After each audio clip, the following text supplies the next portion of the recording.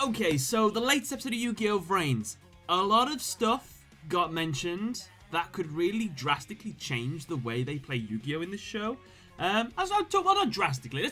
Let's not go overboard. So first up, we have the first dual introduction to Soulburner. I like him as a character. I think he's really cool. I like his personality so far. I thought they were going with a thing where each one of the Ignises gave something to their hosts that they were kind of lacking. Like, Yusaku was lacking, like, confidence in talking to people. He was very antisocial. And obviously, I is very sociable, and that was the kind of thing that he's trying to help encourage him make more friends kind of thing. So that was what he's trying to lack there. And I thought that Soulburner lacked confidence, like, in his own ability. And I thought that's what Fire was trying to bestow upon him, because he was always telling him, this is what you can do this. And he was trying to light a fire in his soul, if you will, his fiery passion. But I don't think that was the case. I actually don't know if that's even a thing, if they represent something that the characters are lacking. And that was just a little takeaway that I thought I'd just say. Okay, so here's the big one that I want to talk about. So, Soulburner gets out his ace monster, Heat Leo, which it's kind of cool ability. It's a Link 3. It has 2300 attack, so it's quite similar to Decode Talker in terms of like ability and things like that. But they do something called an Xyz evolution. Excuse me, I was wrong there. What I meant to say was a Link reincarnation. But no, I didn't make that mistake by accident. That was kind of what it was.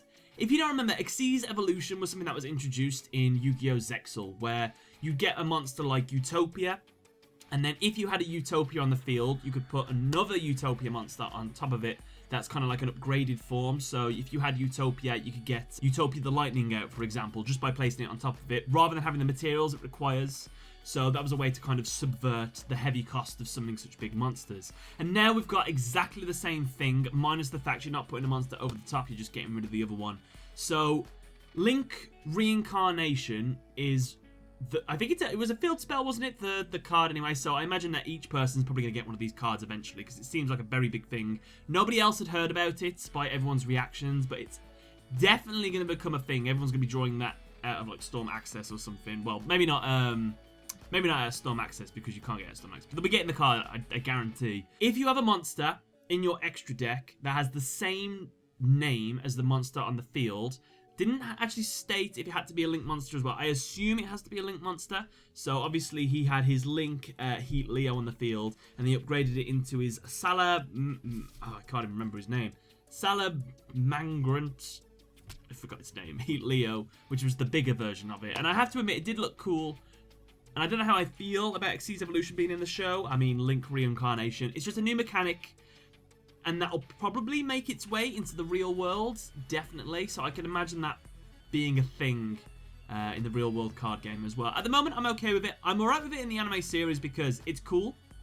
It's nice to be able to upgrade your monsters. Specifically because we don't have other summoning mechanics apart from Witch-Roll summons now.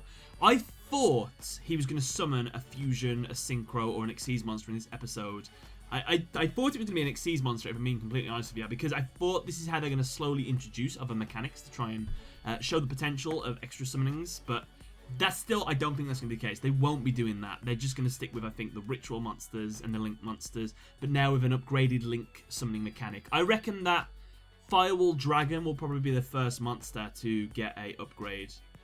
The word Firewall, get Firewall Omega Dragon or something. So that's just a little speculation that I have anyway in terms of what I think the series is going to do. We have more stuff that I want to cover though. Another thing that's worth mentioning is the fact that we have the Link spell card used again, which wasn't just a one-off. That is going to see more play in this series as well. And something else that I'm curious to see if it will come into the real world and how devastating that will be on the card game, because it's just extending your zones out basically for very little cost. Obviously the only problem with them is you have to have a very specific monster to use these cards. So let me know what you think of Link spells, guys, because they seem to be making a mainstay. Will you feel alright if Yusaku uses them? Let me know. This mechanic I think was already mentioned, but it was new to me because I must have forgot it or something like that. So skills, when you use skills in Yu-Gi-Oh! VRAINS, let's say Yu-Gi-Oh! Duel Links then, you can only use them once in a duel, which I actually didn't know that was the case. I thought, yeah, things like Storm Access you could only use once per duel, but if you had like a specific spell, a specific ability like once per turn you could do something, you could use your Link like that. But that was confirmed in this episode, that's not the case. You can only use them once, which I probably should have known that really. That probably wasn't even worth talking about. But The reason that this was mentioned was because Bit and Boot combined themselves together. So even though they're dueling as one duelist, they were classed as two duelists. So they got to use their abilities twice in the duel. And while I do think that is a shenanigans, I think that's the first shenanigans that we've had in the Yu-Gi-Oh! VRAINS series so far. Shouldn't really be counted as two duelists. You are one duelist if you chose to fuse together. If you wanted to play separately, that would have been fine. But here's my counter argument, though. I'm actually okay with the fact that they fused, and I'd like it to be something that other people could do. Could you imagine having like fusion duels in a way?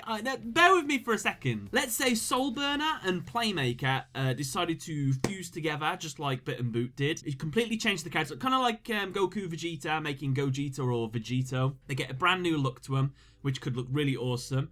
Their decks get merged together. It takes the best parts of both decks and makes like a perfect 40 card deck or something like that. The extra deck, probably the same as well. It gets mixed together. As well, they both get to share their abilities. So you get the Soulburner's skill they use in this episode, where you can pay your life points down to 100 to draw cards.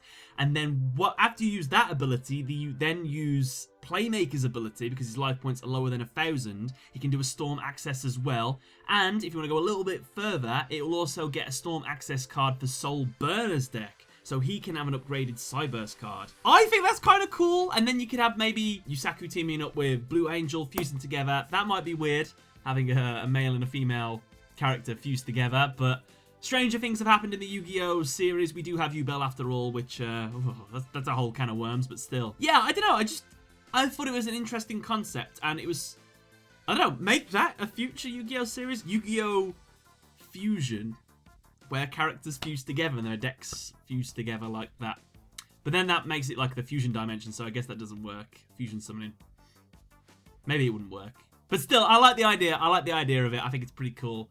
Let me know what you think of that idea anyway, because I like it. The only other thing worth mentioning in this episode is the fact that actually Yusaku didn't know who Soulburner was. He did ask for his name afterwards, which I'm sure contradicts that he knew who he was. He just didn't know what his name was. So that's a thing. And in the preview for the next episode, we see that Soulburner's real world persona finds Yusaku and starts speaking to him, and he asks him how he knows.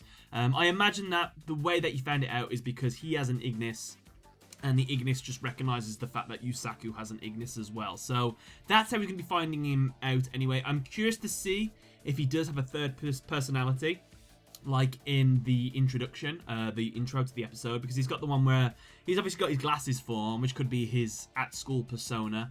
And then he's got his really cool one where he like slicks his hair back, and he's got like fire in the background. So I'm curious to see where his allegiance actually lies. He seems like a good guy, but it is all as it seems. We shall see. Anyway, guys, I enjoyed the episode. I hope you did too. Let me know what you thought in the comment section below. Let me know what you think of the ramifications of some of these new types of mechanics getting added into the game. Link reincarnation, Link spell cards, and fusion duels. Could be cool. Anyway, let me know what you thought in the comment section below, guys. Thank you very much for watching, and see you later.